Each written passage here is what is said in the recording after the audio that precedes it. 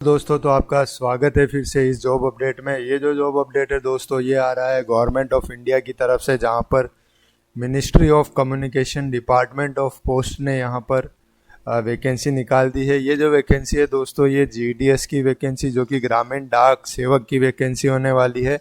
तो चलिए देख लेते हैं। तो इसके लिए जो क्वालिफिकेशन है दोस्तों, वो बहुत ही लो रखा गया है। तो यहाँ पर जो टेंथ पास है वो यहाँ पर अप्लाई कर सकते हैं। तो जिनको कोई भी जॉब नहीं मिल रहा है या जिनको गवर्नमेंट जॉब में ही जाना है, वही यहाँ पे अप्लाई कीजिएगा, क्योंकि ये लो लेवल का जॉब है। तो चलिए देख लेते हैं। टेंथ पास के लिए यहाँ पर बहुत ही बम्पर वैकेंसी देखने को मिल रही है, जहाँ पर हम लोग वैकेंसी देख सकते हैं ब्रांच पोस्ट मास्टर की, असिस्टेंट ब्रांच पोस्ट मास्टर, और यानी कि डाक सेवक की वैकेंसी देख सकते हैं। इसके लिए अप्लाई करने के लिए आप लोगों को इनकी वेबसाइट पर जाकर ऑनलाइन एप्लीकेशन फॉर्म भरना होगा। रजिस्ट्रेशन और ऑनलाइन प्रोसेस जो है और एडिट करेक्शन जो है विंडो, वो यहाँ पर खुलेगी। चलिए पहले पूरा इसको देख लेते हैं, उसके बाद में बात करेंगे। तो यहाँ पर जो रजिस्ट्रेशन और सबमिशन ऑफ ऑनलाइन एप्लीकेशन है, वह 15 जुलाई 2024 से 5 अगस्त 2024 के बीच रहने वाला है। करेक्शन विंडो की बात करें तो करेक्शन विंडो यहाँ पर 6 अगस्त से लेकर 8 अगस्त के बीच में खुलने वाली है। फिर बात कर लेते हैं सर्विस कंडीशन और ब्रीफ जॉब प्रोफाइल की। तो यहाँ पर जैसा कि इन्होंने बताया गया है, जो जीडीएस की वैकेंसी है वो outside the civil service state आती है यहाँ पर, यानी कि आपको कोई भी जो मॉल्यूमेंट्स है या जो भी आपको रहने की सुविधा है यहाँ पर नहीं दी जाएगी। अगर आप 65 साल से ऊपर हो जाते हैं तो आप 65 साल तक ही यह जॉब कर सकते हैं। उसके बाद आपको इस जॉब का कोई फ़ायदा नहीं मिलेगा।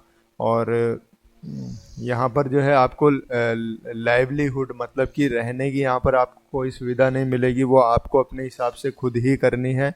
तो यहाँ पर सबसे पहले देख लेते हैं ब्रांच पोस्ट मास्टर की। तो ब्रांच पोस्ट मास्टर की जो जॉब प्रोफाइल है, उसको क्या करना होगा, daily to daily postal operation यानी डाकिया का काम यहाँ पर होने वाला है, जिसको ब्रांच पोस्ट ऑफिस या इंडिया पोस्ट पेमेंट बैंक की जो पोस्टें होगी डिपार्टमेंट के द्वारा दी जाएगी, उनको टाइम टू टाइम इसको डिलीवर करना होगा। मार्केटिंग और प्रमोशंस करनी होगी यहाँ पर प्रोडक्ट्स और सर्विसेज की, जो कि प्रोवाइड की जा रही है इनके द्वारा या डिपार्टमेंट के द्वारा। इनके पास ओवरऑल रिस्पॉन्सिबिलिटी होगी ताकि ये स्मूथली कंडक्ट करा सके और टाइमली फंक्शन करा सके ऑफिस की। यहाँ पर जो बीओ और अदर सिंगल हैंडेड है वो असिस्टेड किए जाएंगे। यहाँ पर बीओ के अंदर जो बीपीएम्स है, यानी कि ब्रांच पोस्ट मास्टर, वो असिस्टेड होंगे बाय एबीपीएम्स। ओके, सो यहाँ पर इनके पास एक से अधिक जिम्मेदारी भी हो सकती है, जैसे कि मेल ऑब्जर्वर की, इंस्पेक्टर पोस्ट ऑफिसर की, असिस्टेंट सुपरिटेंडेंट ऑफ पोस्ट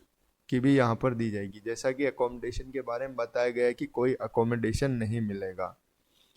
लेकिन अगर बीपीएम की बात करें तो यहाँ पर जो बीपीएम ब्रांच पोस्ट मास्टर है, उसको जो है अकोमोडेशन मिलेगा, उससे लोअर वालों को नहीं मिलेगा। Assistant branch ABPM assistant branch post master की बात कर लेते हैं। तो इसका काम जो होगा वो होगा sale of stamps, stationery, conveyance and delivery of mail at door steps, exchange the mail with account office, deposit, payments और अदर ट्रांजैक्शन की जिम्मेदारी इनको दी जाएगी। और असिस्ट करना होगा इनको ब्रांच पोस्ट मास्टर को पोस्टल ऑपरेशंस में, जो कि मैनर और प्रिस्क्राइब्ड किए जाएंगे डिपार्टमेंट के द्वारा। इनको भी मार्केटिंग और प्रमोशन करनी होगी प्रोडक्ट और सर्विसेज की, जो कि प्रोवाइड की जा रही है डिपार्टमेंट के द्वारा। एबीपीएम का काम यह भी होगा कि ये कंबाइंड ड्यूटी कर सके बीपीएम की, और जब इनको ऑर्डर दिया जाए in case of non availability of BPM, any other work भी इनको असाइन किया जा सकता है, जैसे कि हमने पहले बताया। रेजिडेंस यहाँ पर जो है वो डिलीवरी जुडिशिंग, जो पोस्ट ऑफिस का कंसर्न एरिया होगा वहीं पर इनको आसपास अपना रेजिडेंस लेना होगा। फिर बात कर लेते हैं डाक सेवक की। तो डाक सेवक का काम यहाँ पर डिपार्टमेंट ऑफिस में जो लाइन सब पोस्ट ऑफिस या हेड पोस्ट ऑफिस जो होता है उनमें, और ऑफिसेज ऑफ रेलवे मेल्स में इनको सर्विस मिल सकती है। इनका भी काम sale of stamps, stationery, conveyance और delivery of mail, door to door, other transaction, IPPM, IPPB और अदर ड्यूटी इनको मिल सकती है। डाक सेवक का वर्क होगा ताकि ये सॉर्ट कर सके offices of railway mail services, डाक सेवक का काम होगा मेल सर्विसेज में हैंडल कर सके रिसिप्ट और डिस्पैच कर सके मेल बैग को, ट्रांसशिपमेंट्स को। डाक सेवक का ऑल्सो काम होगा यहाँ पर पोस्ट मास्टर, सब पोस्ट मास्टर की सहायता करना ताकि वो स्मूथली फंक्शन कर सके डिपार्टमेंटल ऑफिस को, और मार्केटिंग कर सके, बिजनेस प्रोक्यूरमेंट और अदर वर्क के लिए इनका यूज़ होगा। रेजिडेंस यहाँ पर इनको भी जो है रिसाइड करना होगा जो डिलीवरी लोकेशंस जो है उनके हेड ऑफिस या सब ऑफिस के अंदर। मॉल्यूमेंट्स और अलाउंस, तो यहाँ पर जो ग्रामीण डाक सेवक होगा उनको पे किया जाएगा emoluments in the form of time related continuity allowances, TRCA यहाँ पर दिया जाएगा। पर प्रति वर्ष यहाँ पर एनुअल इंक्रीज 3% का देखने को मिल सकता है, और इनको जो है डियरनेस अलाउंसेस TRCA दिया जाएगा, जो कि गवर्नमेंट ऑफ इंडिया के द्वारा दिया जाएगा। यहाँ पर जो है और मैं आपको बता देने वाला हूँ कि ये जो जॉब है ये केवल 4 घंटे की जॉब होने वाली है। इससे मैक्सिमम आप चाहे तो 8 घंटे की भी कर सकते हैं, उस हिसाब से आपको पर आवर का एक्स्ट्रा पैसा दिया जाएगा। तो BPM की सैलरी यहाँ पर 12,000 से 29,380 की रहेगी, जबकि ABPM और डाक सेवक की 10,000 से 24,470 तक रहेगी। ये केवल 4 घंटा काम करने की सैलरी है।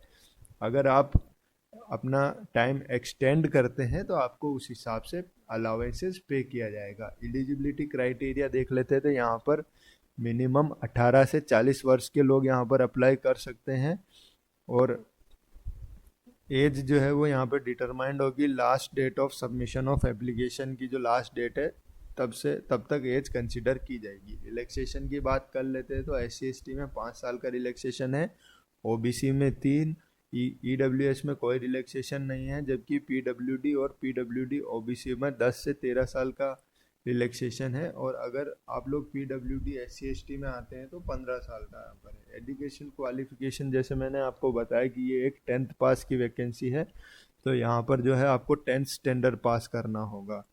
और special provision of engagement of GDS in the state of Arunachal Pradesh ने यहाँ पर 23 ट्राइबल लैंग्वेजेस जो है वो बोली जाती है, तो उसके हिसाब से हाँ, इसमें एक बात और ये है कि आप अपनी लैंग्वेज के हिसाब से भरिएगा, क्योंकि यहाँ पर स्टेट वाइज वैकेंसीज है। तो जैसे आप राजस्थान में अगर अप्लाई करेंगे तो आपको हिंदी आनी चाहिए, पंजाब में तो आपको हिंदी इंग्लिश या पंजाबी, उस हिसाब से वैकेंसीज जो है डिवाइडेड है। तो आप अपनी लैंग्वेज के हिसाब से फॉर्म को भरिएगा। अदर क्वालिफिकेशन में यहाँ पर जो है नॉलेज जो होना चाहिए, कंप्यूटर चलाने का नॉलेज होना चाहिए, साइकिलिंग का, और अपनी रहने का इंतज़ाम यहाँ पर खुद करना है। रिजर्वेशन यहाँ पर जो है वो SC/ST OBC PWD और EWS को रिजर्वेशन देखने को मिल सकता है। सर्किट का फॉर्मेट एनेक्सर 5 में दे रखा है, आप वहाँ जाकर सर्किट का फॉर्मेट देख सकते हैं। यहाँ पर EWS को कोई भी रिलैक्सेशन नहीं दिया गया है अपर एज लिमिट में, इसका आपको ध्यान रखना है। ठीक है, उसके अलावा हम लोग बात कर लेते हैं तो कौन कौन यहाँ पर अप्लाई कर सकता है। डिसेबिलिटीज़ में जिसका लो विज़न हो, डीफ हो, हार्ड ऑफ हियरिंग हो, 1 आर्म 1 लेग, और ये सारे लोग जो है जो डिसेबिलिटीज़ के साथ आते हैं वो अप्लाई कर सकते हैं। अप्लाई कैसे करना है, एप्लीकेशन जो है इनकी ऑनलाइन मोड में इनकी website India's post GDS online.government.in की वेबसाइट पर यहाँ पर हमको लॉगिन करके करना होगा। सिलेक्शन क्राइटेरिया जो है शॉर्ट लिस्ट जो होगा वो यहाँ पर मेरिट लिस्ट के आधार पर होगा। जी हाँ, यहाँ पर कोई एग्ज़ाम और इंटरव्यू नहीं होने वाला है, 10th के मार्क्स के आधार पर आपको शॉर्ट लिस्ट किया जाएगा। यहाँ पर बताया गया है कम्युनिकेशन और सिलेक्शन प्रोसेस, फिजिकल वेरिफिकेशन कैसे होगा। तो जो एप्लीकेशन यहाँ पर शॉर्ट लिस्ट किए जाएंगे इनकी डिपार्टमेंट की वेबसाइट पर या GDS पोर्टल पर, उनको क्या करना होगा, डिक्लेरेशन ऑफ रिजल्ट के बाद उनको कोई डेट्स दी जाएगी फिजिकल वेरिफिकेशन की, जिसमें SMS के द्वारा मोबाइल नंबर पर या मेल के द्वारा उन कैंडिडेट से कांटेक्ट किया जाएगा। उनको जो है फिजिकल वेरिफिकेशन के लिए आना होगा, क्या क्या चीज़ें लानी होगी, तो उनको जो है ओरिजिनल डॉक्यूमेंट के साथ 2 sets of self attested photocopies भी लानी होगी, जहाँ पे मार्कशीट जो कि 10th की मार्कशीट है, ID प्रूफ, आधार कार्ड हो सकता है, कास्ट सर्टिफिकेट आपका, PWD अगर है तो उसका सर्टिफिकेट, EWS है तो उसका सर्टिफिकेट, अगर आप लोग ट्रांसजेंडर में आते हैं तो उसका certificate, date of certificate, birth certificate मतलब 10th का सर्टिफिकेट, और मेडिकल सर्टिफिकेट जो कि मेडिकल ऑफिसर के द्वारा दिया जाएगा, बनाया जाएगा, जो भी आपका जान पहचान का डॉक्टर है उसके द्वारा बनाया जाएगा, वो लगेगा यहाँ पर। और सर्टिफिकेट जो कि competent authority in respect of knowledge of tribal, अगर आप लोग ट्राइबल केयर में जा रहे हैं, ट्राइबल एरियाज में जा रहे हैं, तो वहाँ का कॉम्पिटेंट अथॉरिटी सर्टिफिकेट आपको चाहिए होगा। फाइनल सिलेक्शन जो होगा यहाँ पर शॉर्ट लिस्टेड कैंडिडेट का, वो 2 स्टेज ऑफ फिजिकल वेरिफिकेशन में होगा, जहाँ पर ओरिजिनल डॉक्यूमेंट पहले वेरीफाई किए जाएंगे और फिर further subjected to second stage में फिर उनको भेजा जाएगा, जहाँ पर उनको वेरिफिकेशन होगा इंगेजिंग अथॉरिटी के द्वारा। इंगेजिंग अथॉरिटी कौन हो सकता है? तो डिविजनल हेड हो सकता है पोस्ट ऑफिस का, उसके द्वारा यहाँ पर जो है सेकंड वेरिफिकेशन होगा। तो दोस्तों अगर हम यहाँ पर फीस की बात करें तो फीस जो है यहाँ पर 100 रुपये होने वाली जनरल के लिए, उसके अलावा किसी भी कैटेगरी के लिए यहाँ पर कोई फीस नहीं रखी गई। तो आप इस फॉर्म को ट्राई कर सकते हैं। उम्मीद है आपको ये जॉब अलर्ट पसंद आया होगा और आप इस चैनल को सब्सक्राइब करेंगे। 90% लोगों ने अभी तक सब्सक्राइब नहीं किया है, तो प्लीज़ इस चैनल को सब्सक्राइब कीजिए। इस वीडियो को जितना हो सके उतना शेयर कीजिए, ताकि हम लोग ऐसे ही वीडियो सबसे पहले आपके लिए लाते रहें। तब तक के लिए मिलते हैं नेक्स्ट वीडियो में।